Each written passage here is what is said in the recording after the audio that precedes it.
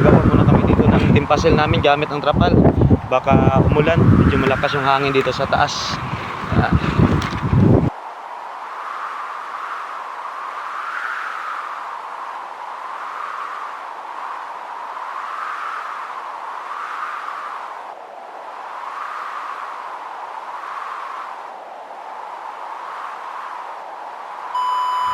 At gumawa muna kami dito ng pansamantalang masilungan mga idol. In case of umulan o umambon, meron tayong masilungan pansamantala gamit ang trapal. Kung nakita nyo, dito talaga kami sa taas ng bubong mga idol. Yung time na yan, nasa 7:30 PM pa lang yan. Nag-inspection na tayo dito sa binabantayan nating drainage na may tubig mga idol. Kasi nga, nagpa-flood test tayo o leak test. Gamit ang tubig na yan, dyan natin malalaman kung may tagas o leak yung gawa natin. Para malaman din agad natin kung may tagas, ma-repair kaagad natin. Bali, dalawa kami dito magbabantay mga idol. Babantayan namin yan magdamagan hanggang umaga kami dito sa bubong mga idol. At syempre may kasama din tayo doon sa baba. Siya talaga yung nagbabantay doon sa baba. Pag may problema doon, magra-radyo o tatawag sa atin dito sa taas. Kung may problema dito, tayo din yung magra-radyo doon. At itong down spot mga idol ay sinisigurado natin walang tagas yan gamit ang sealant. I-repair kaagad natin yan. Kung may nakita tayong medyo leak lang dyan, kahit konti lang, kailangan nating ayusin yung mga idol para hindi mabawasan yung level ng tubig natin. At pagdating ng 8 PM, kainan na mga idol. Ay, kain. Ito may tubig ya. Kain mga idol, dinner. Dito kami sa bubong. Yan kasama natin. Yung kasama natin sa baba, tinawag na lang natin para umakyat dito. Bali, 3 kami. From Aklan. Yan yung ulam namin. Atay. Ulam mo? Atay. Atay din. Yun, matik atay din yan. Yan yung tunay ng aswang. Tagali kanina ng atay. Atay. Yan yung natawag na aswang. Dito pa naman panggabi kami ngayon mga idol. Dito kami sa taas ng bubong kasi may trabaho kami. Gabi tayo. Kaya kain mga idol. Ito pala yung luto ko kanina. Meron nga tayo dito isang kilong atay mga idol from San Pedro, Laguna. Kaya shout out at thank you kay Mama Maribik Tagumpay dyan. Salamat ma sa patay mo. Siyempre sinimulan natin siya paghiwa. Fast forward lang natin para mas mabilis mga idol. Pangit naman pa kung masyadong mahaba yung video natin. Ginisa natin yung sibuyas at bawang. Gisa natin sa mantika. At siyempre pati yung atay. Hintayin natin ma-half cook yung mga idol.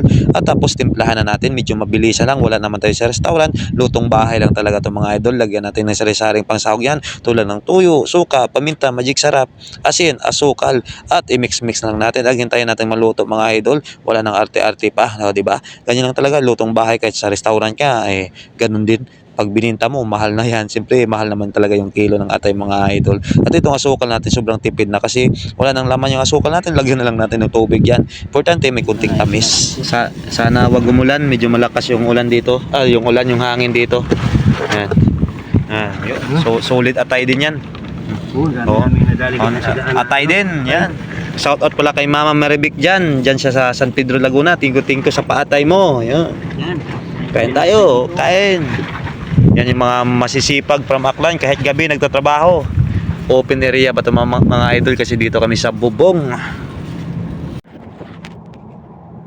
At ramdam na nga namin yung lamig mga idol at medyo pagod na kasi nga nagbiyahe pa tayo ng Laguna kanina kasi may kinuha at yung atay na nga yan yung kinuha natin. Siyempre may iba pa tayong kinuha doon kaya kain tayo mga idol. Yan, masarap din talaga kumain dito sa labas kaso lang napakalamig. Importante may laman yung tiyan natin, may laban tayo, pumuyat hanggang magdamagan mga idol.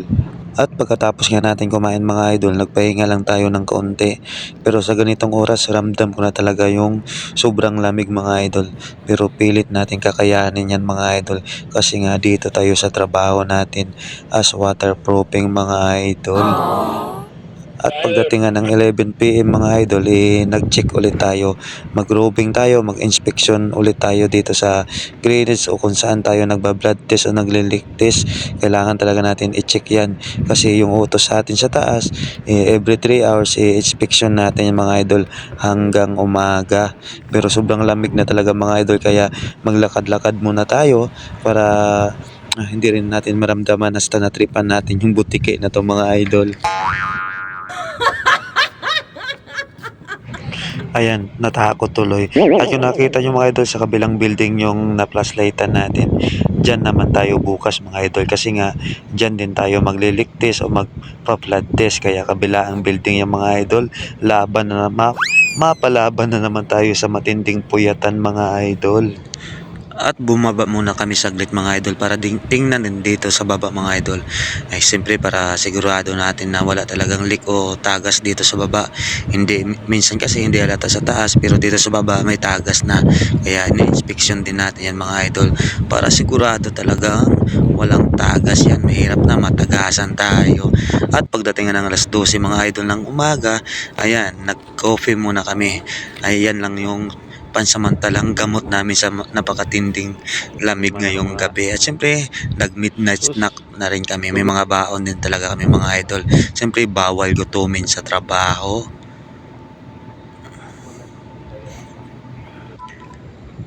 At pagdating naman ng 12:25 AM mga idol, umakyat na kami ulit sa taas.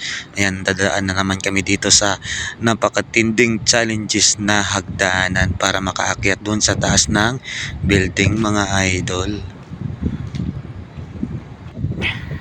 At siyempre pag akyat dito mga idol, agad-agad ulit natin ini-inspection to mga idol o chine-check.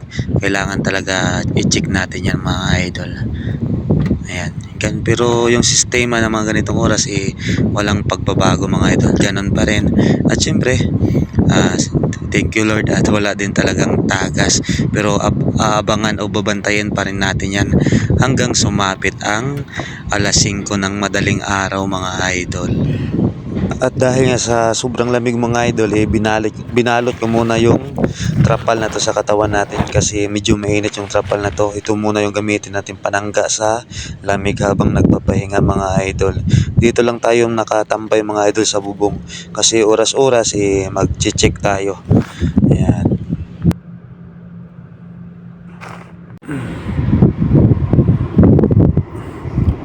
So ayan mga idol, ano na,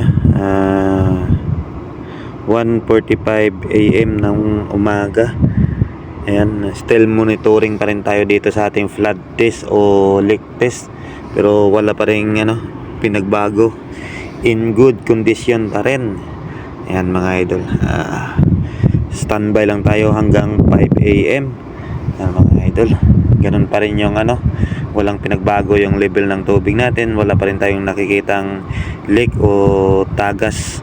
Kaya okay na okay pa rin mga idol. Kaya patuloy natin yung video mamayang 5 AM. Ayan, kasi palubat na rin tayo mga idol.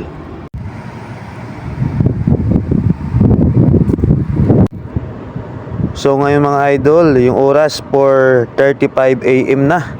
Ayan, malapit na mag 5 AM. Bali magla-last inspection na tayo dito sa ating flood test o leak test mga idol. Ayan, kasi yung out natin 5 AM. So mag-inspect tayo. Pero ganun pa rin mga idol, wala ring pinagbago. Ibig sabihin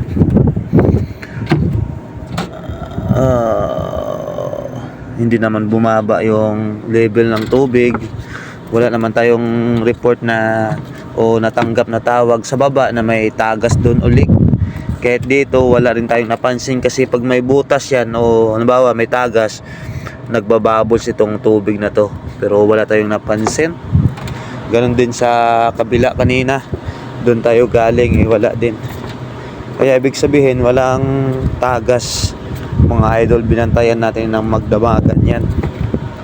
Ayun, ganon pa rin yung sitwasyon mga idol.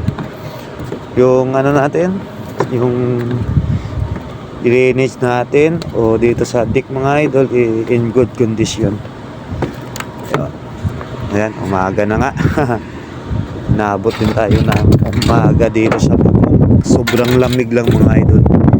Iniis natin yan kasi nga trabaho natin. Ayan, okay naman. Tingnan lang natin doon hanggang sa dulo. At mag-ano na rin tayo, magre-ready para makapagpahinga na rin pauwi. Kasi iba naman yung magbabantay mamaya. At mayroon din magpa-flood test doon sa kabilang building. Tapos kami naman yung magbabantay mamayang gabi. Ayan, pahinga muna tayo ng isang araw para makapag-duty mamaya. Ganun din mga idol. Wala talaga. In good condition. Okay. Yan. Ibig sabihin, yan. Oh.